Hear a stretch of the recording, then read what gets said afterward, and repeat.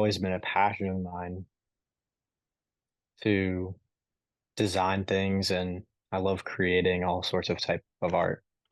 And I think when Marjorie, or I call her Nana, my grandma, came to me or emailed me one day asking to design this cover, I definitely wanted to take a shot at it because I've designed, I like tinkering with designs and stuff. So I've made some, like types of book covers in the past, but not for like any official books or anything that was published. So I thought it would be a good opportunity to really like get something out there and help my grandmother, which I really wanted to do. So I think that sort of my initial reaction for like what I wanted to design sort of came from some of her past stories, and books talking about growing up on a farm and like farmland. And for me, I always just envisioned when I was reading those just this like sort of warm landscape with the barn. And I wanted to I made it digitally, but I wanted to sort of replicate some of my watercolor work. So I found some cool digital brushes that could do some nice textures for watercolor. And after that sort of came together, I knew this story would be a collection of stories that, or this book would be a collection of stories that sort of encapsulated a good portion of her memories in life. And to me, I've always found like quilts to be sort of like a representation of like taking all these things and, or like, like a patchwork quilt, taking pieces of different fabrics and maybe even items you find across your house over like a period of time and putting them together to create something that has a lot of memories behind it. And I thought that would fit well in this for this setting. And then to tie them together, I kind of wanted it to feel like you had this quilt peeling back to reveal maybe this foundation of the story of where maybe it all began on the farm. So that was kind of my initial reaction, and then I just worked on it for a while and came to the cover we all know now. That's awesome. Yeah, I really like the peeling back. I really love that piece of it. And a quilt for me is very it's you can feel it's a tangible experience even when you just imagine it or think about it. And it speaks to a lot of the kind of writing that Marjorie does. It's very yeah, very warm, and you can Mhm. settle in, and she taps into a lot of the that sensory experience that we Yeah, have when you pull on a nice, lovely little quilt. So I really love what you've done. And again, like I said, it just makes it twice as special to know that there's a special, an important relationship behind the cover artist and the author. And it's very, very cool. So thanks so much for being a part of this project. yeah, no problem. I really enjoyed helping. Great. We'll keep you in mind, Maddie. So if anybody needs some great art, you know where to find it. Yeah, definitely. All right, so we'll give Marjorie an opportunity to read a little bit, and then we'll carry on with a couple other questions. What did you say that you want me to read something? Yep, you're on, Okay. Marjorie. Okay. Spotlight's on Um, you. I'll just tell them that several weeks ago I had an in-person launch and I read three pieces at that time. And for this launch, I decided I'm going to do three different pieces. There are 20 altogether in the collection. It's a small collection. And the piece I'm going to read, which is called Remnants, works in really well with what Matty was talking about, and also what I consider kind of the interweaving theme of my book. Remnants. When my mother died, she left behind a storage room filled with fabric, mostly remnants, as she called the bits and pieces of broadcloth, denim, gingham and corduroy that had accumulated over her lifetime. But there were some larger pieces as well, enough to make a child's dress, a woman's skirt, certainly enough to keep an active quilt maker busy for years. My two sisters and I sorted through Mom's remnants, stopping to remember the little girl's pinafore or bridesmaid's gown that had been fashioned from the very same material we held in our hands. We all took a few choice pieces of fabric for ourselves, for our own someday projects, leaving the rest for goodwill. Our mother was a competent seamstress. When I was 6 years old and a flower girl in my Aunt Maisie's wedding, she made me a long length white satin dress to match the bride's gown. Years later, she sewed my sister Wanda's bridal gown. And for my own wedding, she made bridesmaids' dresses for both my sisters as well as the flower girls' dresses for my nieces, Cheryl and Kendra. Over the years, there were check gingham dresses with smocking for her granddaughters and countless projects, including alterations and mending for friends, relatives, and neighbors. With our mother's guidance, all three of us girls, her daughters, learned to sew. The machine I learned on was a Singer treadle, though by the time I got to high school, Mom had an electric model. I clearly remember her rolling out a bolt of fabric on the kitchen table, affixing tissue paper pattern pieces with straight pins, then cutting along the dark lines of the pattern. Every sewing project resulted in bits and pieces of leftover fabric, the remnants I mentioned above. Mom used some of those remnants for doll clothes or patchwork quilts. The rest were piled in that small storage room off the upstairs hallway. I thought of my mother and her closet full of remnants when I visited a quilt exhibit at the Milwaukee Art Museum. These quilts weren't made of geometric blocks in the usual patchwork pattern. They were fashioned together from whatever bits and pieces of fabric the women from Gee's Bend, Alabama could find. The African American women from this poverty-stricken area learned to improvise, stitching many tiny asymmetrical strips of fabric together. They didn't have the luxury of following a particular color scheme, and yet all of these finished quilts were artistic masterpieces in their own right.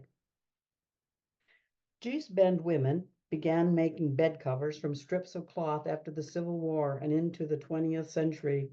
These quilts kept the women and their children warm inside the unheated shacks where they lived without running water or electricity.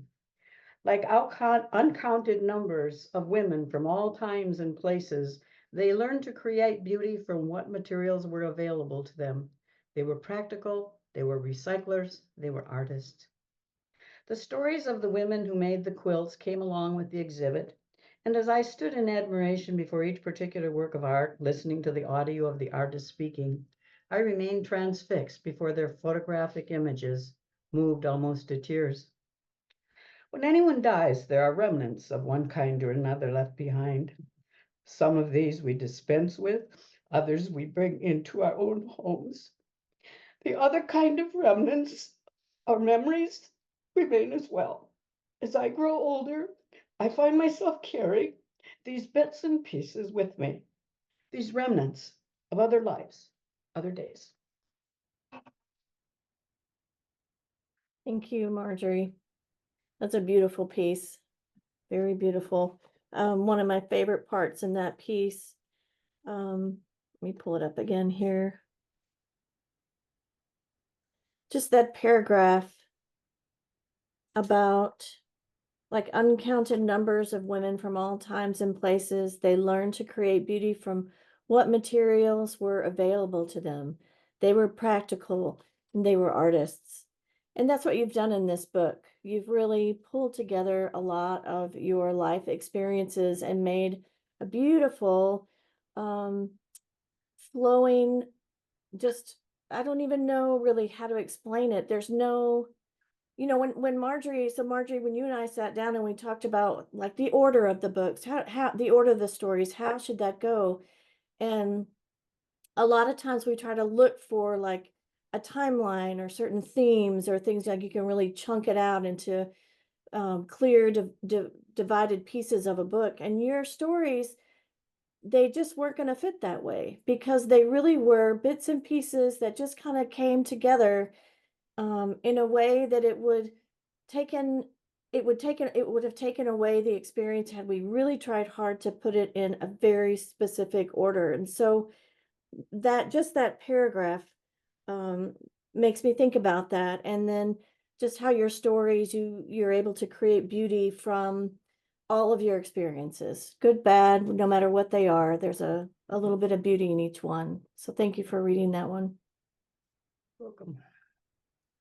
So now I want to introduce you guys to Jane Berens. She is the artist who did several of the pieces that are on the inside of the book.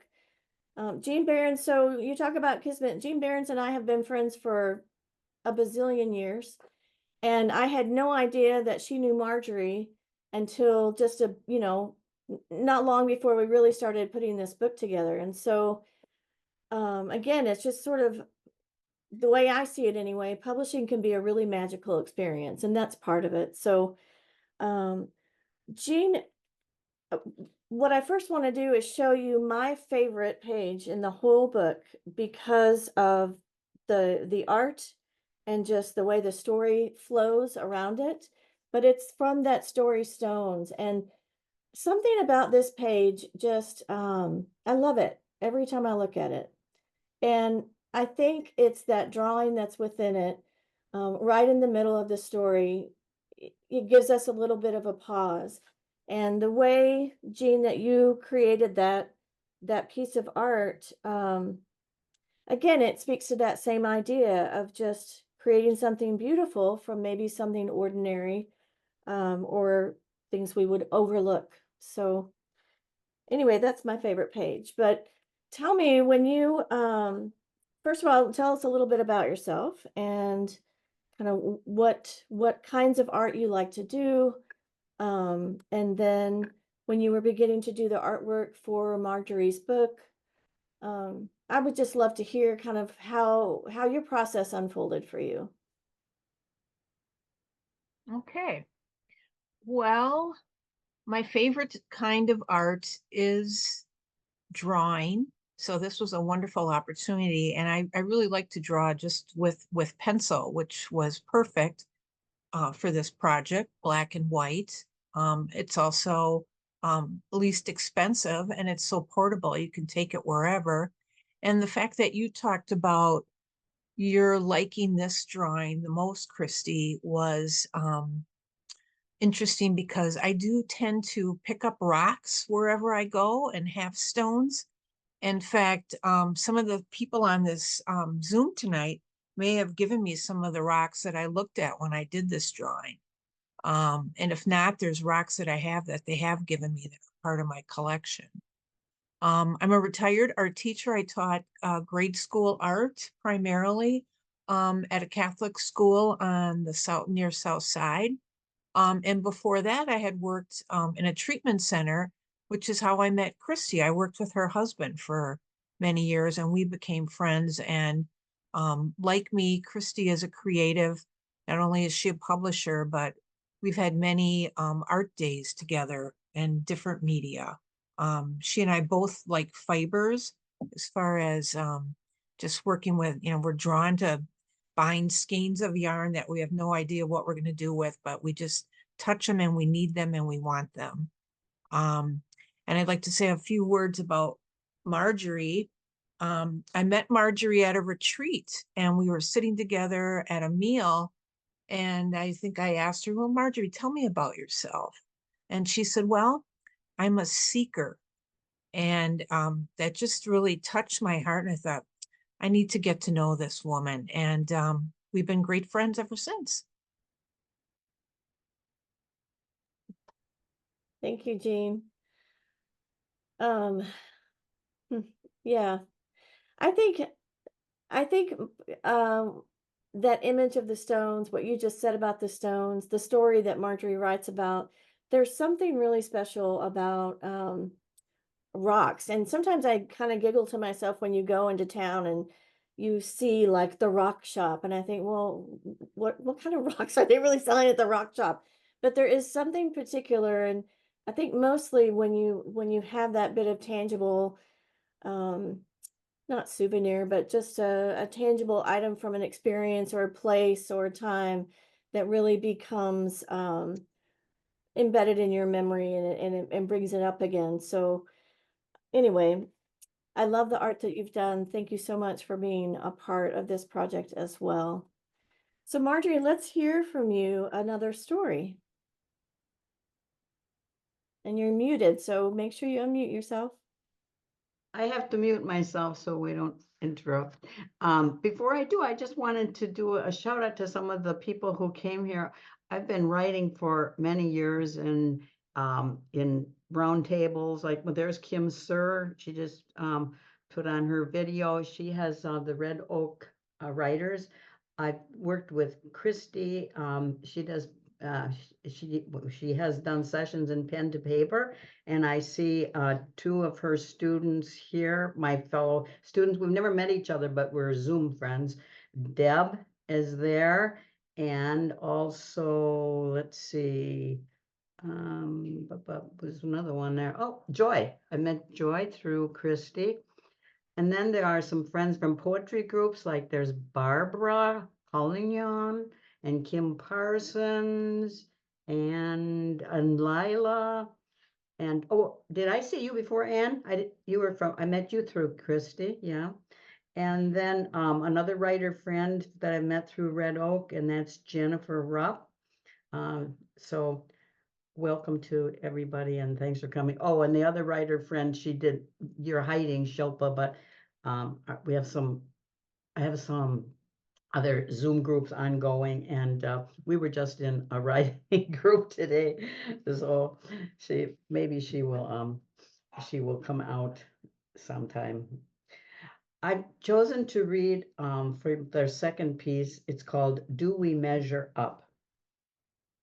From the time we're born, there are people on hand to measure us. It's a girl, the birth announcement proclaims. 7 pounds, 2 ounces, 19 inches long. Oh my, everyone says. Isn't she cute? Looks just like her mother or her father. As soon as we enter school, someone wants to test us, trying to measure our intelligence, our IQ, then separate us into the appropriate learning groups, fast readers, slow, whiz at math, not so good, all the way into college and beyond. Take the personality test, find out how well you work with others. Would you be a reliable employee? There are all kinds of ways to take the measure of a man or a woman. The old movie magazines, which I read in my teen years, published the measurements of gorgeous actresses and pinup models. The hourglass figure, 36, 24, 36, was the ideal as I remember it. And I'd take that cloth measuring tape, put it around my middle, suck in my breath. Never even came close. Trying to measure up by whatever standards. It's still an affliction for girls growing up, and women too. Lose 10 pounds in 2 weeks, the magazine cover shouted us in the supermarket checkout line. Buy me, they seemed to say. Let me tell you how to downsize, to measure up. I have measured out my life in coffee spoons, J. Alfred Prufrock laments in the T.S. Eliot poem. The persona of the poem is saying that too much of his life has been wasted in conventional living, of entertaining and being entertained in formal parlors. I'm reminded of a poem, If I Had My Life to Live Over. In this poem, 85-year-old Nadine Stair lists a dozen things she would do differently. She'd take more chances, have more fun, live in the moment. In the last stanza, she concludes, I would go to more dances. I would ride more merry-go-rounds. I would pick more daisies. During the pandemic, people tried to measure the coronavirus as it traveled around the world, infecting new victims, threatening our survival. How many people tested positive on any given day? How many recovered? How many died? And all of us worrying about becoming a statistic. We learned to keep our distance from others at the doctor's office, the grocery store, just about everywhere. The distance was measured out on the floor, 6 feet apart. In 2020, 1 year after my heart attack, I walked the almost empty halls of St. Luke's Hospital to my scheduled appointment for a nuclear stress test. First, I'm given an injection of a radioactive tracer, then told to lie very still under an imaging machine called a gamma camera. It takes pictures of my heart and follows the flow of blood through my veins and arteries, looking for blockages. For 20 minutes, I lie motionless on my back, my hands held high over my head. I feel like I am in a space capsule. Next, I am on the treadmill. Alan and Jennifer regulate the speed and the incline, asking me to let them know if it's very easy, 1, or excruciatingly hard, 10, or somewhere in between. 6 or more electrodes adhering to my chest and back are connected to another 21st century machine, which spits out graphs for my cardiologist review, more measurements. Some people my age can't manage. Then the heart has to be stimulated with drugs. But Alan and Jennifer are pleased with my performance on the treadmill. When Alan takes my blood pressure, it's 28/62. More measurements. That's good, I say, and he silently agrees. I glance down at the Fitbit I've worn 24/7 since my heart attack. The little device which counts my steps, measures the distance, tells me how many heartbeats per minute. When I achieve 10,000 steps, a little figure cheers for me.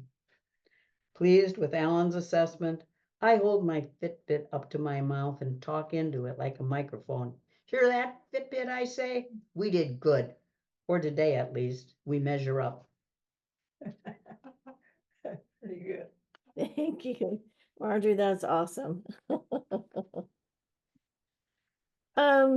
I want to ask you a couple of questions, Marjorie, and then we will let you read some more, and then we'll have questions from the audience.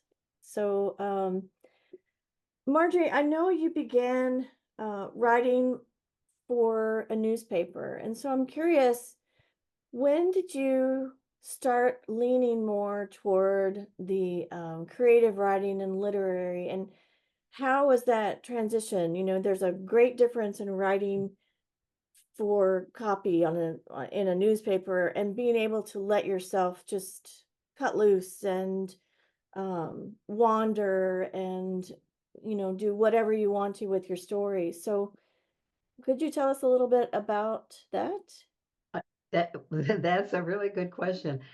My editor, whom I adored, was Mary Lou Stover, and I learned a lot about her. And she would turn my copy back with all kinds of slash marks on it, and so I learned to write in the correct journalistic style.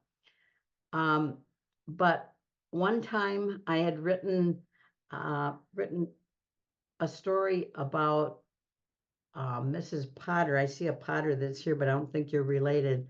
And she was the costume mistress and I had taken my tape recorder and had all these quotes, and Mary Lou sent it. She sent it back with all the usual slash marks. She said, "Marjorie, if you ever send me another novel, I'm sending it right back."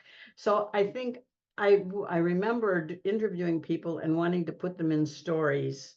And that's what I did. For the most part, I started writing, I did a lot of writing stories, usually kind of whimsical stories, and some of them were made into one-act plays, which I had the privilege of seeing staged. And there's a part of me that really wants to get back to writing stories. I mean, as Matty says, I've written, enough about my past, and they got all that now to go through when I pass on. But I should go back and write some more of my stories, I think, the make-believe ones. Is there a certain character that you might write about it, or do you have a certain image in mind of a character? Well, in my in-person launch, I told them about some of the people who are sitting in various versions in files, unfinished stories, so I could resurrect them. But you know how it is when the muse comes, she might, I shouldn't say she might give me a completely new character to write about. And so that's what's fun about writing. You just never know what's going to happen tomorrow. Mm-hmm. Yeah, that's true. So I guess another question to talk with you about is just, like you've got this poem of looking for my muse.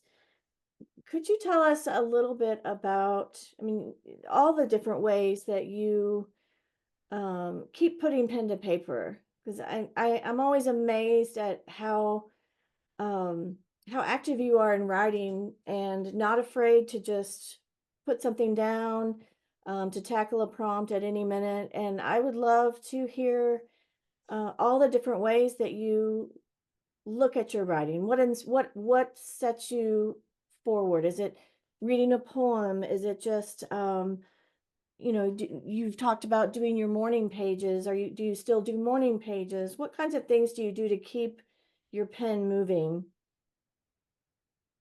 Well, first of all, I don't do much with the pen because I can't read my own writing, but I'm a whiz on the keyboard. I'm really a fast typist, and I don't look at the monitor while I'm typing. So, for example, when I took some of your classes and pen to paper, you would give us a prompt and told us that just to write, and it didn't have to be all polished or anything. We had to post it by, in a few days. And I like that kind of freedom and having other people read it and liking it. Oh, there's one of my favorite people on here, Jennifer Rupp. She's down in my on my screen. She's way in the bottom. She would be in these roundtables with me, and you just didn't know what I was going to bring to roundtable because here it was time to go, and all I had were these little scrappy things, and so I'd pull them all together and do some editing. And she always told me that she said, "Oh, I would really like to just see what it's like to take a ride through your head." And so sometimes some of these pieces in here, you're kind of taking a little ride through my head, except they're shaped and edited. Christy helped a lot with the final editing, and also my editor Nancy Backus did some final finishing touches. So yeah, but in terms of create, I think it's important for if you want to consider yourself a writer. I'm not talking about published writer, a great writer. Just if you like to write, you have to set aside some time. Um, I You have to have what I would call a writing practice. And Shilpa and I are in a group.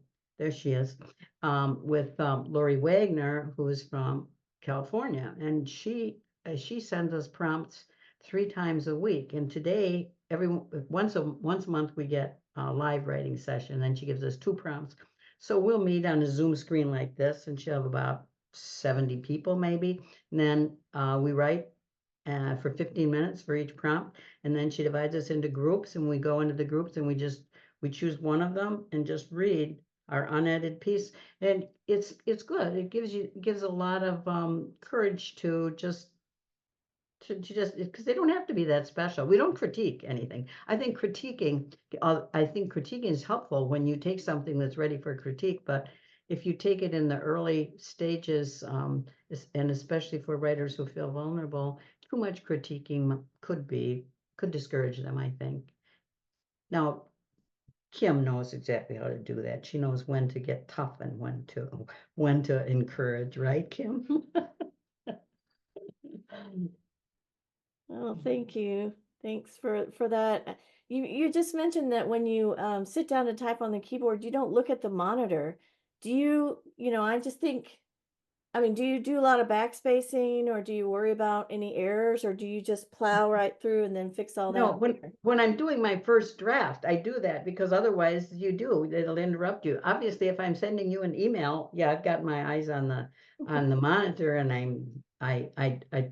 I do some editing as I go along. But if I'm trying to let the creativity come out, you don't want to block that by looking at words and monitors. No, just let them come out. You can always do something with them later. Yeah, great suggestions. Thanks, Marjorie. Would you like to read one more piece before we have questions from the audience? Well, um, all of the pieces in here are quite short. I will tell you there's one piece that I've had some really positive comments, and I'm not going to read it. The last piece in here is called When I Die, and it's written in a poem. And a couple of people that I hold very dear have told me how much that has meant to them. So I want that read on my funeral, Erica. That's my daughter, by the way, that's Erica, and my son-in-law, Robert. And I did have a granddaughter there, but she seems to have disappeared. And then, of course, we all know Matty, and the other grandchild is playing vol volleyball. Volleyball. Okay. I'll read that. I don't know what was the title. Let me read this one. This is a poem. Christy edited it to make it more like a prose poem because it wasn't working out on the page. It's called No Uncommon Thing. And this is, now see, this was inspired by that. I told you we have these poems read to us. This was Ellen Rowland's poem, It Is No Small Thing. So Lori read us this poem, and then she reads it again, and then we write. So obviously what I have here has been written and rewritten and revised and all, but this is where it came from originally. No uncommon thing. It's no small thing to be living a simple life here on Shirai Drive in a neighborhood I settled in over 50 years ago. No small thing to have raised our 2 kids and launched them into their own adult lives. It is no small thing, this ordinary life of mine. Ordinary days with extraordinary pleasures.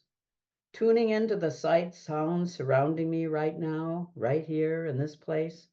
Surrounded by everyday miracles, breathing in and out, whether I'm paying attention or not. My heart beating with a regular rhythm, tick, tick, tick, and all the while the grandfather clock in the hallway sounding out the time in 15-minute intervals. It drives my kids crazy when they come home. Before bedtime, they'll stop the pendulum from swinging, the clock from going about its tick-tock business, the chiming. It doesn't keep me awake, though. I find it soothing. A regular chime like that becomes a comfort, something to depend on. Tick, tock, chime. This ordinary life of mine, in a poem I once wrote, and all that once seemed commonplace I now regard with reverence. How true. These ordinary days slide by, one after another, each one bringing its particular delights. Spring this year arrives in a flourish, like the prima donna descending mere seconds after she steps on stage. Even now I go out for long walks, breathe in the fresh air, feel the joy of ordinary movement. Each day in the quiet that surrounds me, happy memories come flooding back, memories that keep me company in my old age. I am never alone, what with one thing and another. And when I take time to pause, considering my breath, its movement, in, out, I feel connected to a larger, unimaginable spirit world, where everything, so I've heard, is one. I repeat these words, one, at one within myself, at one outside myself, peace. Always remembering what the poets teach us. Pay attention. God is in the details of this ordinary life. It is no uncommon thing. Thank you. That's lovely. I like those last 2 lines. And again, this is what you do in your writing, in the details of this ordinary life. There is no uncommon thing. You really bring out, you get us thinking a lot about just every day, what's around us. So thank you for sharing your writing. I want to give a chance for folks in the audience to ask questions. If you have anything for Marjorie, either wave or put your hand up or jump on in. Oh, go ahead, Shilpa. Hi, Marjorie. It is such a delight to be here. I'm so impressed that this is a community project. You have your grandson who provided the artwork. You had friends who helped you with different aspects of the book. So it's really heartening to find this. I love the cover of the book, by the way. Very, very attractive. I was wondering, I didn't catch the part where you explained the name. do you say pastiche? How do you say that? And what is, where does the name come from? Okay, pastiche. Giving you a little background, the first time I heard this word, there was a restaurant in Milwaukee called Pastiche. So I look it up, and it refers to bringing different kinds of cuisine from different cultures. So it's like borrowing from different places. But there, it also can stand for a collection of a variegated collection. And that's what I thought. My original edition of Pastiche was everything I'd written for a couple of years that I wrote for my two kids, Erica, who's here, and Matthew, the other Matthew, who's not here. And then when Christy took it, she chose the pieces that would work best for this collection. So getting back to the question, to me, pastiche means kind of this assortment, not necessarily borrowed. Though when I asked my friend Nancy Backus, you know, I should use this name if it means that because I'm not, it's all original work. But she says in essence, everything we do, we're always borrowing from other people. She liked pastiche, so I kept it, and I really like the sound of it. I do too. Thank you, Marjorie. Marjorie, your first piece was very inspiring because my mother did almost all the same things your mother did. And I can remember her, you know, laying out the fabric on the table and cutting it out and pinning it up. And she made my wedding dress and several others, and baptism robes, etc. So now you've inspired me to write about my mom. Thank you, Barbara. Anybody Marjorie, else? the thing that is so impressive to me about your writing is that you write really clearly. There's no extra stuff in there. So the reader is drawn immediately to the meaning of your work, and it makes it easy to read, but also I don't know, there's a real depth to your writing when it's clear of a lot of adverbs. Anyway, I'm really enjoying reading your book. Thank you. Thank you, Rosemary. I agree with Rosemary. And I would also add that, and I can't tell if the voice is written in there, if I'm just hearing your voice when I'm reading it, but it does have a cadence that's uniquely Midwest that I love, and that makes it inviting to read.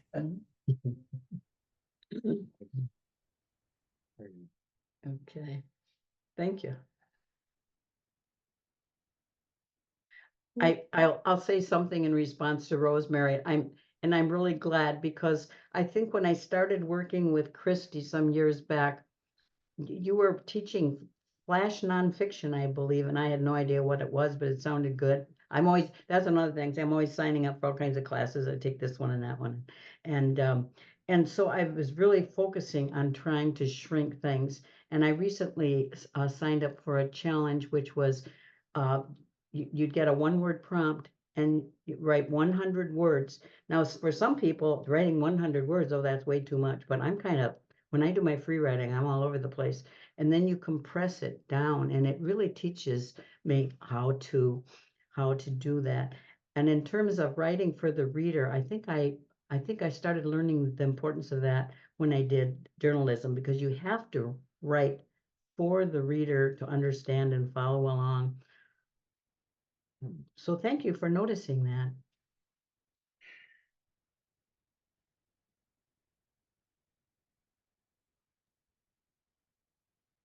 Okay, anybody else have any burning questions? Want to know a little bit more about Marjorie and her stories?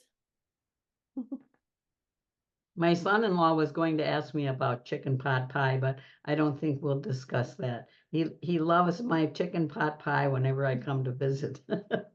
Well, that could be in the next book, Mom. Yeah, that's the next book. Yeah. Marjorie, do you have a favorite of your, I think, 3 books? Oh, Kim asked that. Yeah, sorry. I don't, boy. I can't, right now, I can't think that I do. I think there are certain favorite pieces in each one, but let me give that some more thought and get back to you on that, Kim.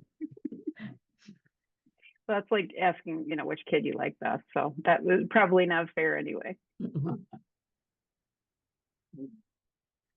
Marjorie, who published your other 2 books?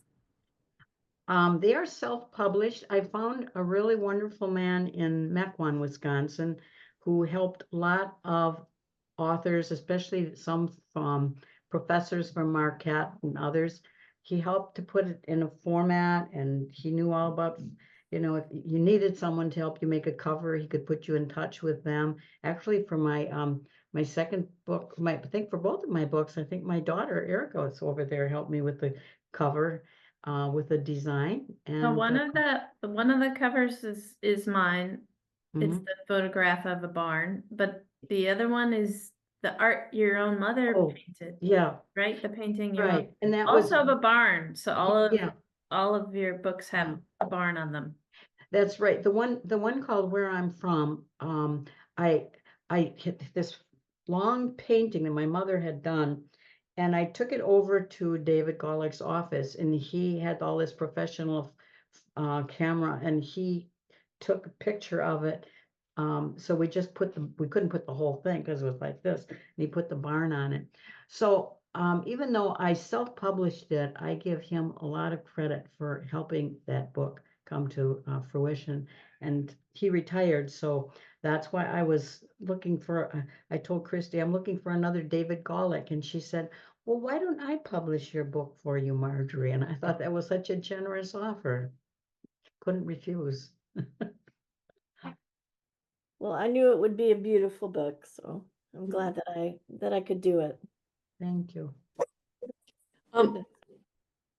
Hi, my name is Colleen. Marjorie, you're new to me and your writing is new to me. My friend Jean invited me to join in tonight, and I'm so glad she did. Thank you, Jean.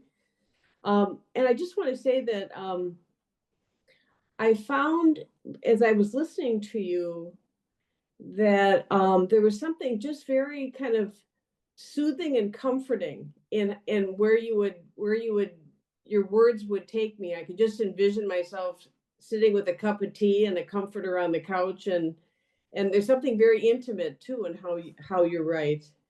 So I'm just so glad to have been able to join tonight and to get introduced to your wonderful gifts. Thank you. Thank you for coming, Colleen. Mhm. I'm also so glad I was able to be here, Marjorie. And especially to the first piece about remnants, really took me back to my own childhood, and it's sort of sewing seems to be a lost art in a way, and it just really took me back to those times. And then the question I had was, where is the best place to get your book? Because I haven't been able to get a copy yet. The best place, and I'm going to let Christy, because I didn't realize this either. A lot of people say, oh, I'll just go and get it on Amazon, or I'll get it in Barnes and Noble. But Christy, tell people what's the best way is to buy a book. There's a link on the website where you can go and purchase the book from there, or you can always reach out to me too over email. I do have some copies here that I keep on hand, but there's a direct link that will take you to a place called Ingram where you can purchase the book, and it helps. We get a little bit extra in that sense so that we can do more work, basically. Oh, that's hidden timber books that? Yep. Okay, thank you. Well, I really am grateful for you all being here on a Monday night. I don't know where you are, but it's cold out here, so it would be easy just to kind of get under the covers and not do much at all. So thank you for being online with us tonight, and so we could honor Marjorie and then our two artists, Jane and Matty. And you can go online to hiddentimberbooks.com, check out any of our other books, and then certainly sign up for our Substack, where we do announce other books coming down the line or events that we're going to do, different things like that. And thank you so much for being here. Thank you, Christy and Thank you. Maddie. Thank you very much.